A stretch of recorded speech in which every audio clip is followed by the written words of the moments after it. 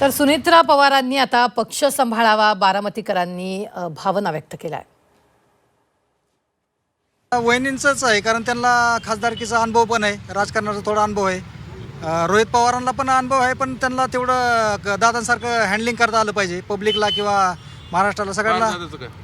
पारदादा पण एवढं एक्सपिरियन्स नाही पारदादांना एवढं त्यांचा तर नाही, त्यांचा पण नाही. चौघापैकी उजवं म्हणायचं म्हटलं तरी अटे सगळेच आहेत, तसं काही नाही, परंतु सगळेच आहेत. परंतु तो विचार केला पक्षाच्या वतीनं तर या ठिकाणी आता संदीप पार्थ पवारला सत्ता म्हणून पार्थ पवारला मिळेल. पार्थ पवारला हा देवेंद्र रोहितला का नाही, आता पार्थ हा ॲक्टिव्ह आहे, जरा दहशत गाजवणारा माणूस आहे होय? आणि चांगला आहे तो.